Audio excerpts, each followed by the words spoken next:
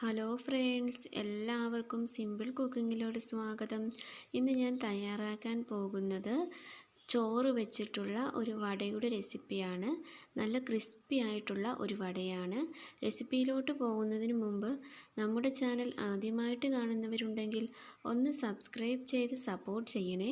നമുക്ക് റെസിപ്പിയിലോട്ട് പോകാം. ഒരു മിക്സിയുടെ ജാർ എടുത്ത് അതിലോട്ട് നമുക്ക് ചോറ് ഇട്ട് കൊടുക്കാം. ഇത് നമുക്ക് നന്നായിട്ടൊന്ന് അരച്ചെടുക്കാം. ഇതിവിടെ അരച്ചെടുത്തിട്ടുണ്ട്. ഇനി നമുക്ക് ഇതിലോട്ട് ഒരു മീഡിയം വലുപ്പമുള്ള ഉള്ളി, ഒരു ചെറിയ കഷ്ണം ഇഞ്ചി, ഒരു ചെറിയ പച്ചമുളക്, ആവശ്യത്തിന് ഉപ്പ്,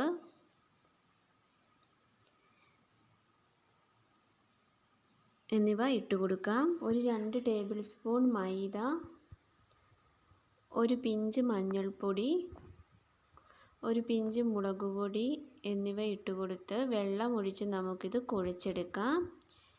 കുഴച്ചെടുത്തിട്ടുണ്ട്. ഇതിനെ നമുക്ക് വടയുടെ ആകൃതിയിൽ ആക്കിയെടുക്കാം. ഇനി എണ്ണ ചൂടാവുമ്പോൾ നമുക്ക് ഇതിലോട്ട് ഓരോന്ന് വീതം ഇട്ട് കൊടുക്കാം. ഇത് ഇടയ്ക്ക് ഒന്ന് ഇളക്കി കൊടുക്കാം.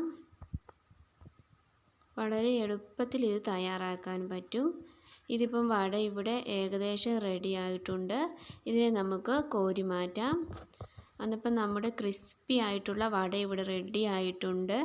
എല്ലാവരും ട്രൈ ചെയ്ത് നോക്കുക, ഫീഡ്ബാക്ക് അറിയിക്കുക.